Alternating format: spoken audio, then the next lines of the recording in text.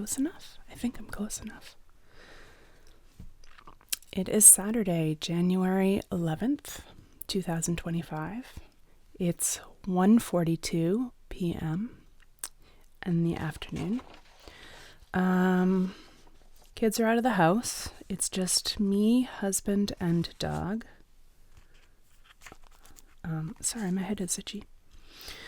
All right, so we approach the conclusion of this project. I really don't know if my voice has improved at all. We shall see. I am trying right now, even right now, as I'm speaking through this whole entire recording session, I'm trying to relax the back of my throat so that I don't pull in and get that pinched nasally sound that I identify in my voice, that I don't like, that may or may not come across to anyone else who listens to my voice. Don't know.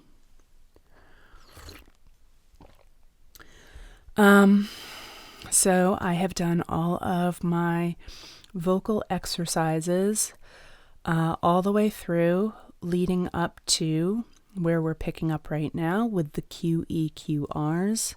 Then we'll move into the tongue twister work. And then I will finish up my session, practice reading the next chapter in Agatha Christie's The Man in the Brown Suit, not the white suit. The Man in the White Suit is a really old, I think it's a short story, but then it got turned into a movie, which I actually recommend. It's a good movie, but two extremely different stories. So I will do my first reading of chapter 2 of The Man in the Brown Suit. I have both read it and listened to the audiobook. So let's get into it. And okay, so I still hate how enormous this pop filter is, but it is what it is, and if it's working, then I'm not going to go through the process of returning it for a smaller one. I did do a little research, and I found out that the correct placement for a pop filter is about 4 inches away from the microphone, so I think that I had it too close to the microphone last time. I have readjusted, although I didn't measure it, I just sort of eyeballed it. Recording on the Bifaley C414, plugged into the Scarlett Solo by Focusrite. And still using Adobe Audition, although I asked for thoughts on DAWs that people like to use in a voiceover group, and a lot of people made a plug for Reaper. So I have downloaded Reaper, and I'm going to attempt to check out Reaper. I've Pro Tools is not going to work for me, so that's off the table as an option. So I am back to shopping for a different DAW to replace Adobe Audition, which I love, but the subscription model is awful. All right, QEQRs. QEQR. QEQR. QEQR. QEQR. QEQR. QEQR.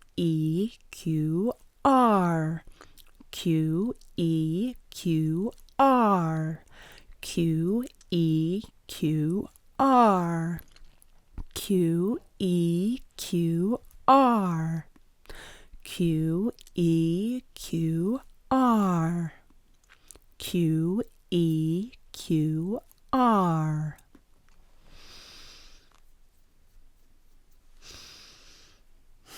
I have been drinking a lot of water today, so hopefully I'm hydrated. I also have tea with me.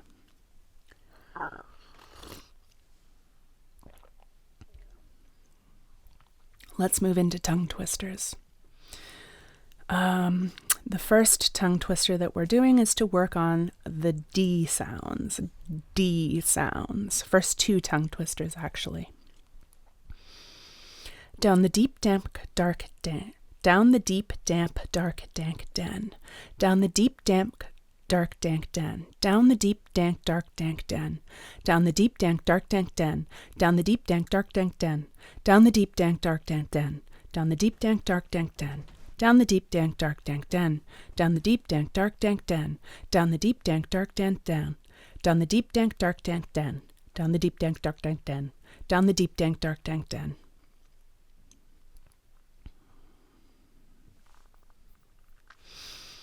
How much dew could a dewdrop drop if a dewdrop did drop dew?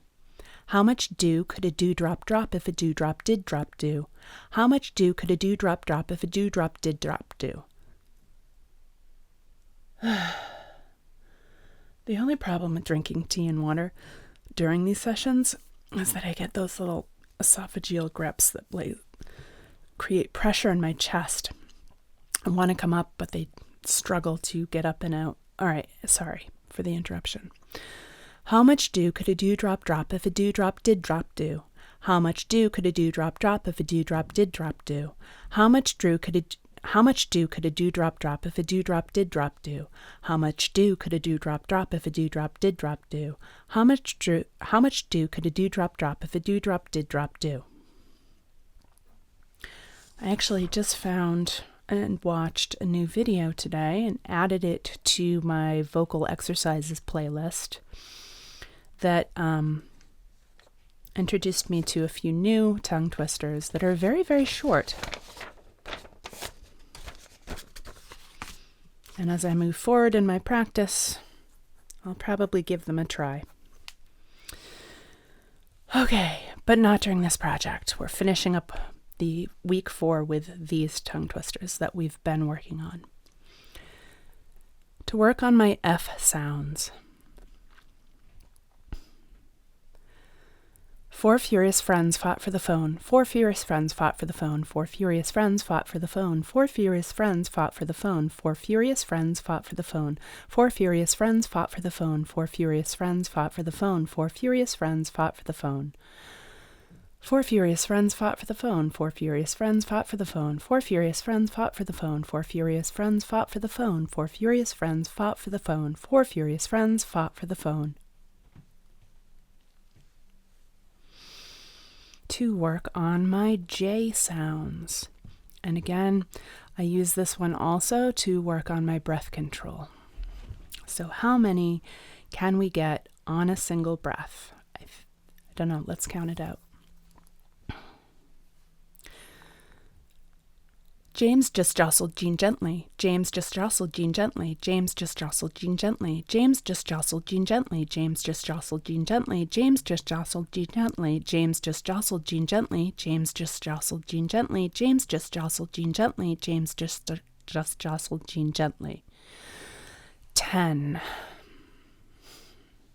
My breath control doesn't feel like it's improving. Okay. One more time.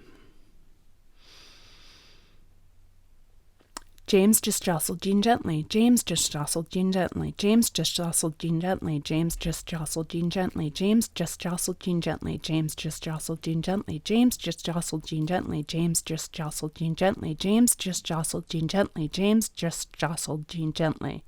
I feel like I could push another one out, but that's not really the point.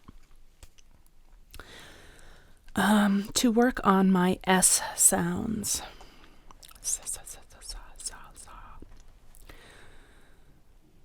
Moses supposes his toes are roses, but Moses supposes erroneously, for no one supposes their toes are roses, as Moses supposes his toes to be. Moses supposes his toes are roses, but Moses supposes erroneously, for nobody's toes are posies of roses, as Moses supposes his toes to be. Moses supposes his toes are roses, but Moses supposes erroneously, for nobody's toes are posies of roses, as Moses supposes his toes to be.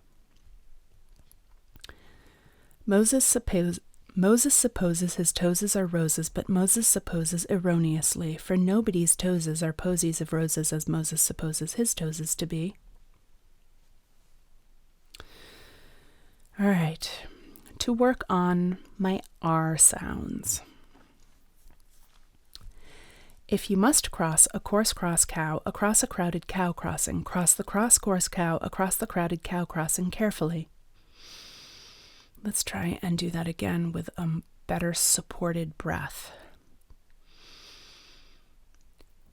If you must cross a coarse-cross cow across a crowded cow crossing, cross the coarse cow across the crowded cow crossing carefully. If you must cross a coarse-cross cow across a crowded cow crossing, cross the coarse cow across the crowded cow crossing carefully.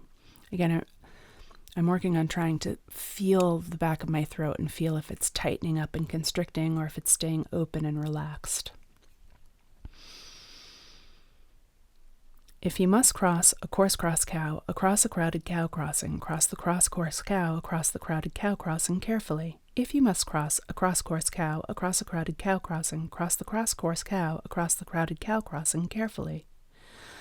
Ooh, I got 2 of those in a row on a single breath. Not that that was really the point I was going for. To improve differentiation between different sounding words. I hear someone. It might be my husband trying to get in here. Betty bought a bit of butter, but the bit of butter Betty bought was bitter. If I put it in my batter, it will make my batter bitter, but a bit of better butter will make my batter better. So Betty bought a better bit of butter. I feel like the word make in this kind of gets killed and crushed. Betty bought a bit of butter, but the bit of butter Betty bought was bitter. If I put it in my batter, it will make my batter bitter, but a bit of better butter will make my batter better. So Betty bought a better bit of butter. That was better. One more time. Betty bought a bit of butter, but the bit of butter Betty bought was bitter. If I put it in my batter, it will make my batter bitter, but a bit of better butter will make my batter better. So Betty bought a better bit of butter. All right. Let's move into the reading. Okay. I literally watched my Kindle turn off in my peripheral vision just moments before. All right. So, last time I did this, I was pretty successful on the second run of chapter 1. And I kind of primed myself, identifying what I was trying to focus on when I was doing the reading, which was pacing. First, pacing, clarity of speech and enunciation,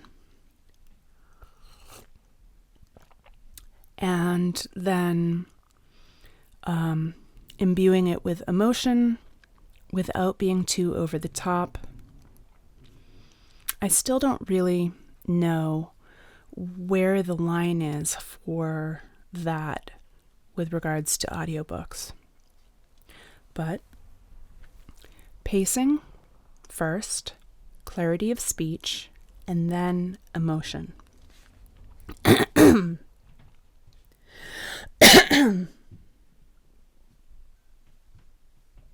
We're going to pause. Okay, I'm back.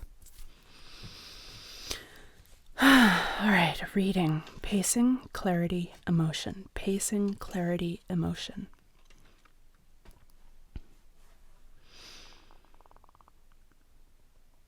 The Man in the Brown Suit by Agatha Christie. Chapter 2. Everyone was very kind to me. Dazed as I was, I appreciated that. I felt no overwhelming grief. Papa had never loved me. I knew that well enough. If he had, I might have loved him in return. No, there had not been love between us, but we had belonged together, and I had looked after him, and had secretly admired his learning and his uncompromising devotion to science. and had secretly admired his learning and his uncompromising devotion to science, and it hurt me that Papa should have died just when the interest of life was at its height for him. I would have felt happier if I could have buried him in a cave with paintings of reindeers and flint implements.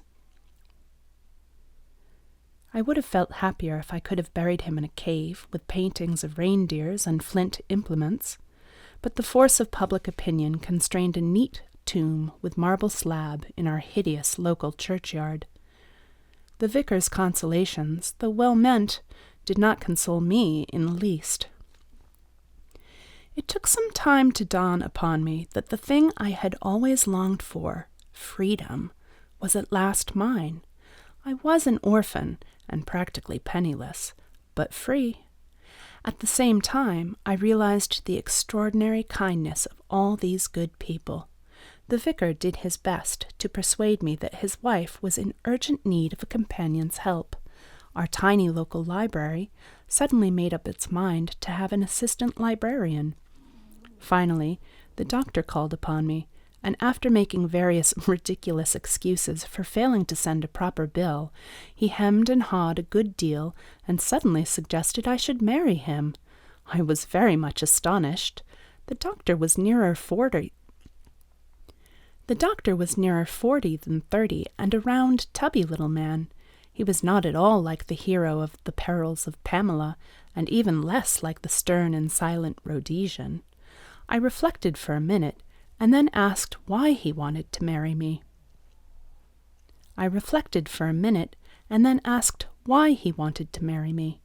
That seemed to fluster him a good deal, and he murmured that a wife was a great help to a general practitioner.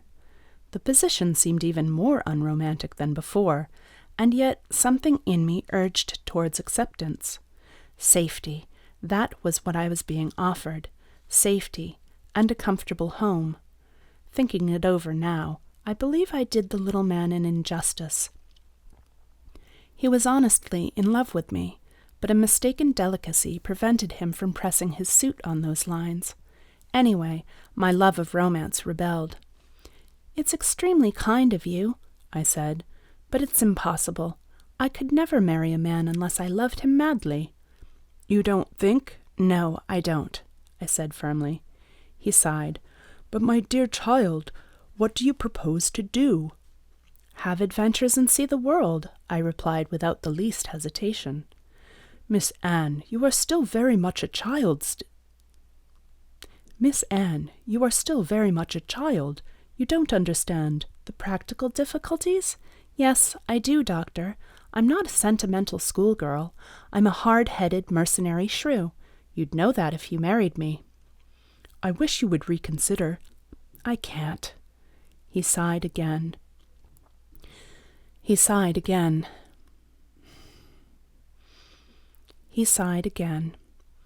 "I have another proposal to make.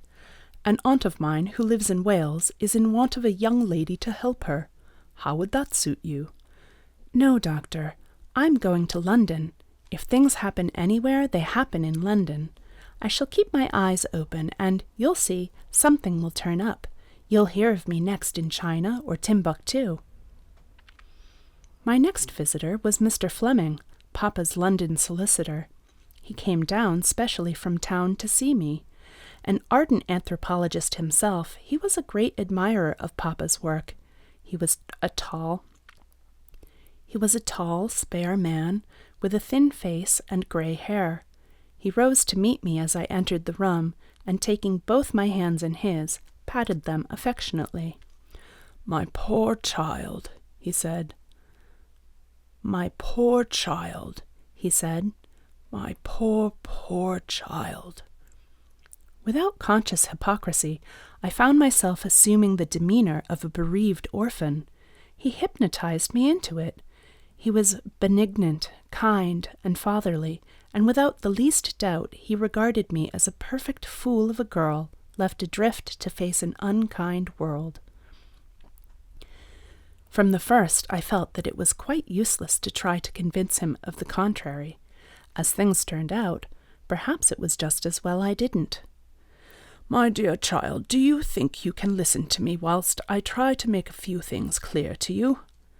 Oh, yes. Your father, as you know, was a very great man. Posterity will appreciate him. But he was not a good businessman. I knew that quite as well, if not better than Mr. Fleming, but I restrained myself from saying so. He continued, I do not suppose you understand much of these matters. I will try to explain them as clearly as I can. He explained at unnecessary length. The upshot seemed to be that I was left to face life with the sum of £87, 17 silver, and 4 somethings. I should have looked that up. The upshot seemed to be that I was left to face life with the sum of £87, 17 silver. It seemed a strangely unsatisfying amount. I waited in some trepidation for what was coming next. I feared that Mr. Fleming would be sure to have an aunt in Scotland who was in want of a bright young companion. Apparently, however, he hadn't. The question is, he went on, the future. I understand you have no living relatives? I'm alone in the world, I said, and was struck anew by my likeness to a film heroine. I'm alone in the world, I said, and was struck anew by my likeness to a film heroine. Do you have friends? Everyone has been very kind to me, I said gratefully. Who would not be kind to one so young and charming? Said Mr. Fleming gallantly. Well, well, my dear, we must see what can be done. He hesitated a minute, and then said, how would it be if you came to us for a time? I jumped at the chance. London, the place for things to happen. It's awfully kind of you, I said. Might I really? Just while I'm looking around. I must start out to earn my living, you know.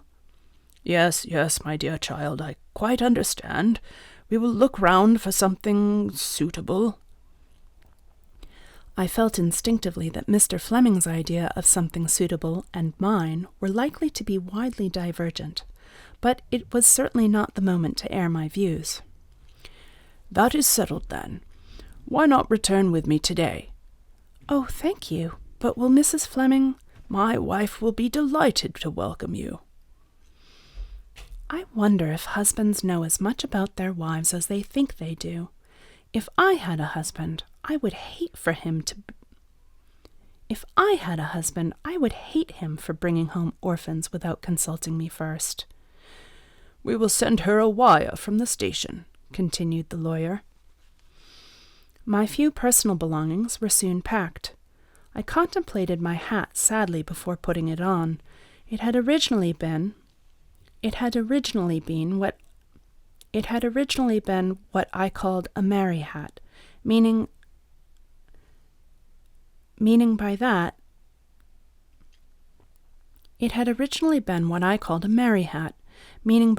the kind of hat a housemaid ought to wear on her day out, but doesn't.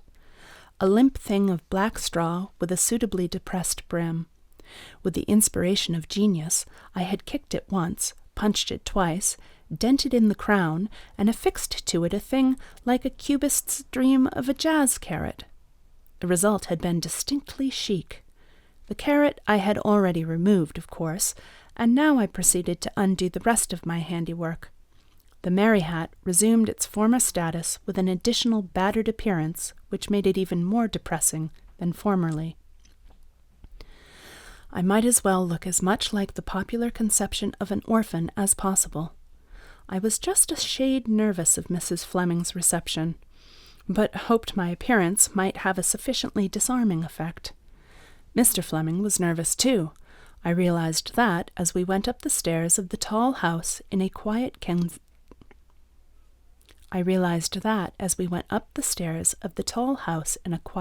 Kensington Square.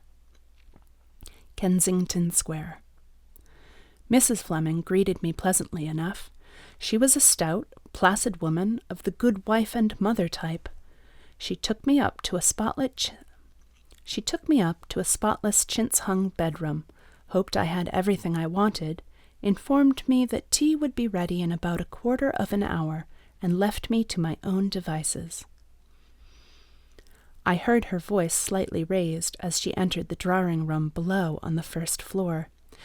"Well, Henry, why on earth?" I lost the rest, but the acerbity of the tone was evident. A few minutes later, another phrase floated up to me in an even more acidic voice. "I agree with you. She is certainly very good-looking." It really is a very hard life. Men will not be nice to you if you are not good-looking, and women will not be nice to you if you are. With a deep sigh, I proceeded to do things with my hair. I have nice hair. It is black, a real black, not dark brown, and it grows well back from my forehead. And it grows well back from my forehead and down over the ears. With a ruthless hand, I dragged it upwards. As ears, my ears are quite all right, but there is no doubt about it, ears are démodé nowadays. They are quite like the Queen of Spain's legs in Professor Peterson's.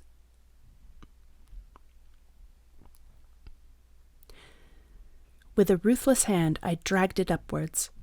As ears, my ears are quite all right, but there is no doubt about it.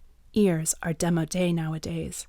They are quite like the Queen of Spain's legs in Professor Peterson's young day. When I had finished, I looked almost unbelievably like the kind of orphan that walks out in a queue with a little bonnet and red cloak. I noticed when I went down that Mrs. Fleming's eyes rested on my exposed ears with quite a kind glance. Mr. Fleming seemed puzzled. I had no doubt that he was saying to himself, "What has the child done to herself?" On the whole, the rest of the day passed off well. It was settled I was to start at once to look for something to do. When I went to bed, I stared earnestly at my face in the glass. Was I really good-looking? Honestly, I couldn't say I thought so. I hadn't got a straight Grecian nose, or a rosebud mouth, or any of the things you ought to have. It is true that a curate once told me that my eyes were like imprisoned sunshine in a dark, dark wood. But curates always know so many quotations, and fire them off at random. I'd much rather prefer to have Irish blue eyes than dark green ones with yellow flecks. Still, green is a good color for adventurers. I wound a black garment tightly round me, leaving my arms and shoulders bare. Then I brushed back my hair and pulled it well down over my ears again. I put a lot of powder on my face, so that the skin seemed even whiter than usual. I fished about until I found some lip salve, and I put oceans of it on my lips. Goodness. Pausing. I had to pause. Let's back up.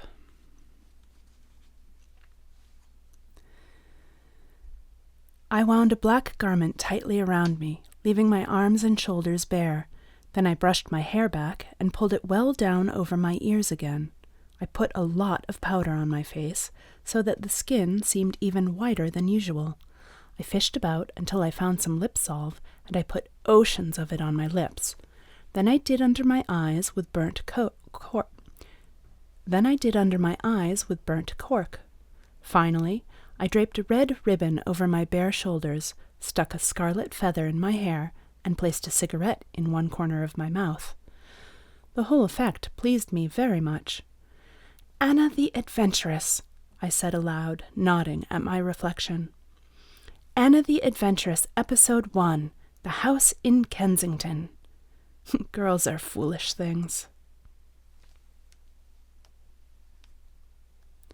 That was Chapter 2 of The Man in the Brown Suit by Agatha Christie.